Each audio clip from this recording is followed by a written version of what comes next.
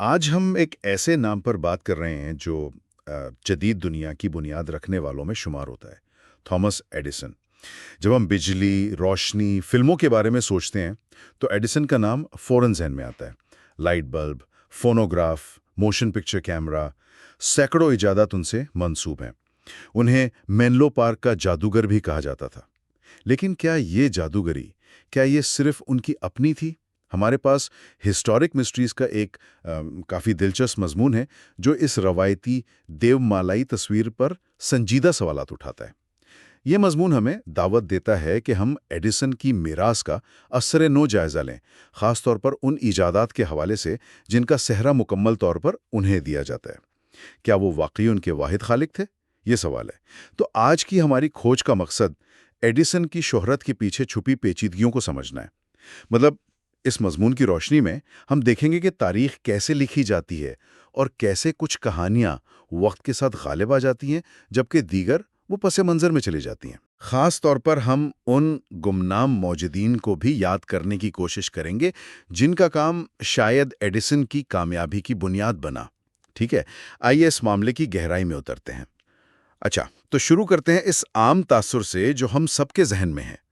Thomas Edison ایک خود ساختہ، انتہائی محنتی موجد جس نے اپنی ذہانت سے دنیا بدل دی، یہی کہانی ہمیں سنائی جاتی ہے نا؟ جی بالکل، اور یہ تاثر بے حد مضبوط ہے۔ ایڈیسن کو ایک آئیکن کی حیثیت حاصل ہے، ایک ایسا جینیس جس نے گویا اندھیرے کو روشنی سے بدل دیا، خاموشی کو آواز دی اور تصویروں کو حرکت بخشی۔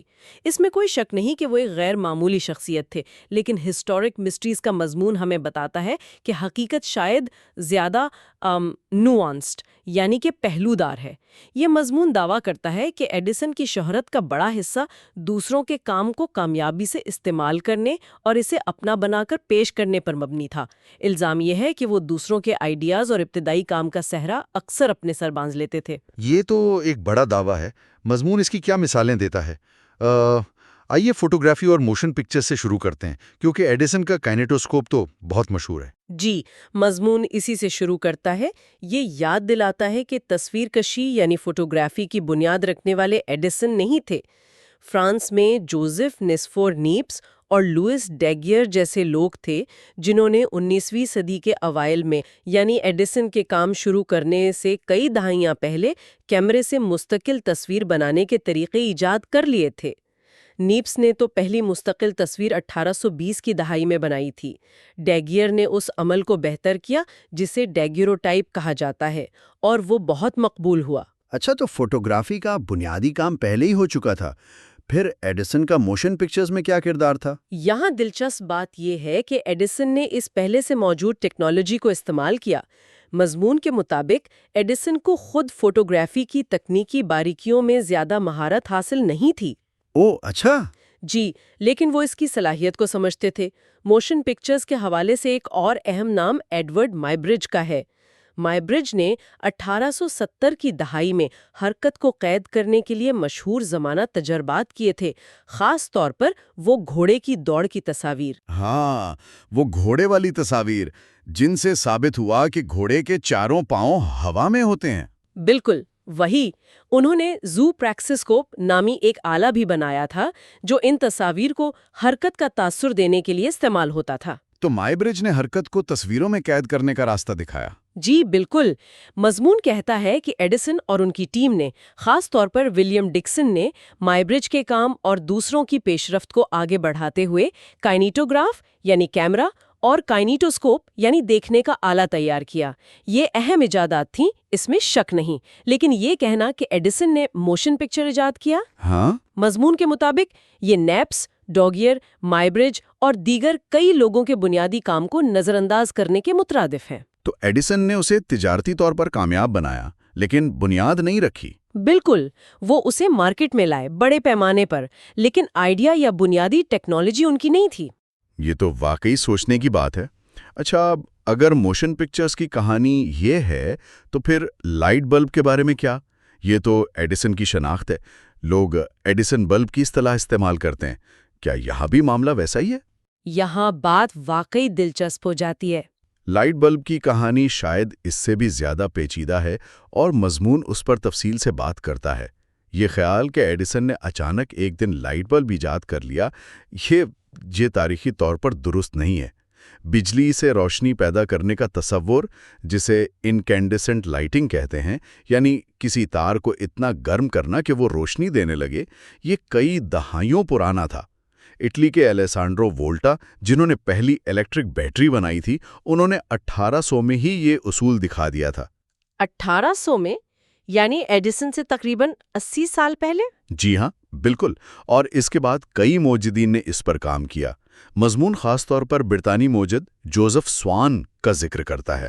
سوان نے ایڈیسن سے پہلے 1878 میں کاربن فلامنٹ والا ایک کارآمد لائٹ بلب بنا لیا تھا اور اسے برطانیہ میں پیٹنٹ بھی کروا لیا تھا۔ پہلے بنا لیا تھا اور پیٹنٹ بھی؟ جی، اور سوان نے عوامی طور پر اپنے گھر اور لیکچرز میں ان بلبوں کا مظاہرہ بھی کیا۔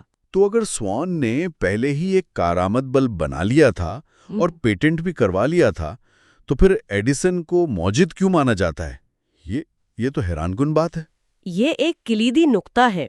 مضمون واضح کرتا ہے کہ ایڈیسن کا اصل کمال صرف ایک بہتر بلب بنانا نہیں تھا، حالانکہ انہوں نے ایک زیادہ پائیدار فلامنٹ پر کام کیا۔ ہاں، وہ بانس والا فلامنٹ؟ جی، بانس والا فلامنٹ اور بہتر ویکیوم پمپنگ ٹیکنیکس، جس سے بلب کی عمر بڑھی۔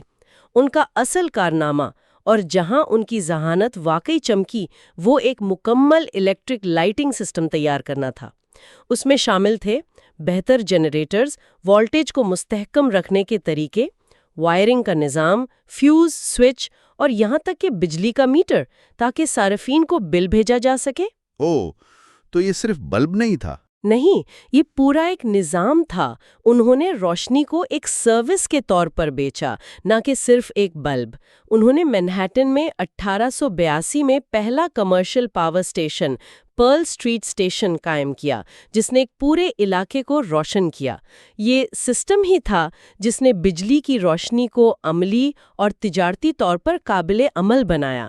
سوان کا بلب موجود تھا، لیکن ایڈیسن نے اسے گھر گھر پہنچانے کا پورا ماحول یا ایکو سسٹم بنایا۔ اچھا، تو یہ صرف بلب نہیں بلکہ پورا انفراسٹرکچر تھا۔ لیکن مضمون پھر بھی کریڈٹ کے معاملے پر تنقید کرتا ہے۔ ہاں، مضمون کہتا ہے کہ ایڈیسن اور ان کی ٹیم نے لائٹ بلب کی ایجاد کا صحرا مکمل طور پر اپنے سر باندھنے کی بھرپور کوشش کی اور سوان جیسے پیشروؤں کے کام کو کم اہمیت دی۔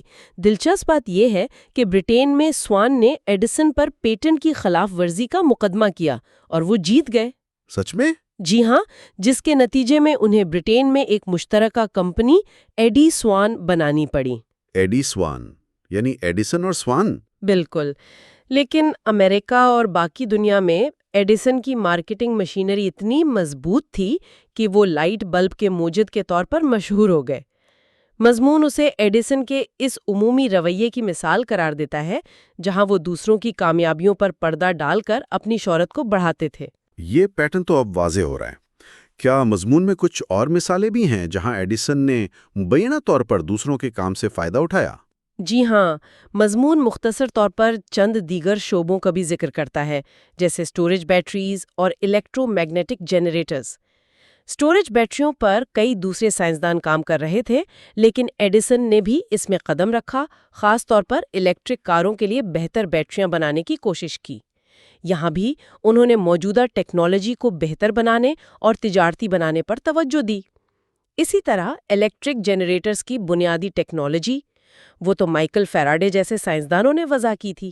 فیراڈے نے بالکل۔ جی، لیکن ایڈیسن نے انہیں اپنے لائٹنگ سسٹم کے لیے بڑے پیمانے پر اور مؤثر بنانے پر کام کیا۔ ہر معاملے میں مضمون کا بنیادی نقطہ یہی نظر آتا ہے۔ ایڈیسن کی غیر معمولی صلاحیت یہ تھی کہ وہ ابھرتی ہوئی ٹیکنالوجیز میں تجارتی مواقع کو پہچان لیتے تھے۔ ان کو بہتر بنانے کے لیے اپنی وسیع وسائل والی لیبز کو استعمال کرتے تھے، جیسے مینلو پارک اور بعد میں ویسٹ اورنج، اور پھر انہیں کامیابی سے مارکیٹ کرتے تھے۔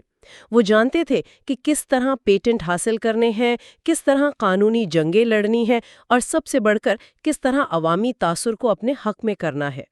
تو اس سب کا کیا مطلب ہے؟ کیا یہ کہنا درست ہوگا کہ ایڈیسن ایک موجد سے زیادہ ایک ہوشیار کاروباری، ایک جدت طراز یعنی انوویٹر اور خود کو مشہور کرنے والے شخص تھے۔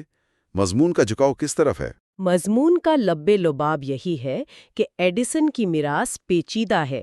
انہیں صرف موجد یا صرف کاروباری کہنا تصویر کا ایک رخ دکھانا ہوگا۔ وہ بلا شبہ ایک قابل شخص تھے۔ ان کی اپنی ایجادات اور بہتریوں کی ایک طویل فہرست ہے۔ فونوگراف ان کی سب سے اوریجنل ایجادات میں سے ایک مانا جاتا ہے۔ فونوگراف؟ ہاں، جی، اور مینلو پارک اور ویسٹ اورنج میں ان کی تحقیقی لیبز نے صنعتی تحقیق و ترقی یعنی R&D کا ایک نیا ماڈل قائم کیا، جہاں ٹیمیں مل کر کام کرتی تھیں اور ایجاد کو ایک منظم عمل بنایا گیا۔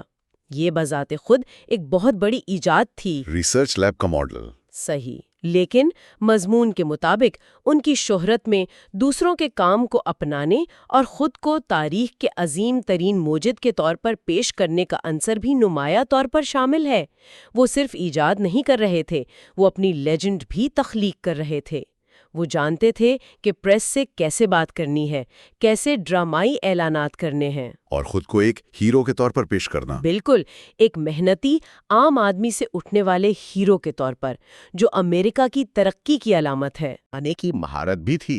بالکل، اگر ہم اسے بڑی تصویر سے جوڑیں تو یہ صرف ایجاد کا معاملہ نہیں بلکہ شہرت، کاروبار اور قومی شناخت کا بھی ہے۔ ایڈیسن ایک ایسے وقت میں ابھرے جب امریکہ صنعتی طاقت بن رہا تھا، اور انہیں اس ترقی کی ایک زندہ مثال کے طور پر پیش کیا گیا۔ جی ہاں، مضمون ہمیں یاد دلاتا ہے کہ تاریخ کو اکثر سادہ بنا دیا جاتا ہے، خاص طور پر جب ہیروز کی کہانیاں سنائی جاتی ہیں۔ اس سے ایک اہم سوال پیدا ہوتا ہے کہ ہم تاریخ کو کیسے یاد رکھتے ہیں؟ عظیم شخصیات کے گرد جو کہانیاں بنی جاتی ہیں وہ کیسے بنتی ہیں اور کون سی تفصیلات نظر انداز کر دی جاتی ہیں؟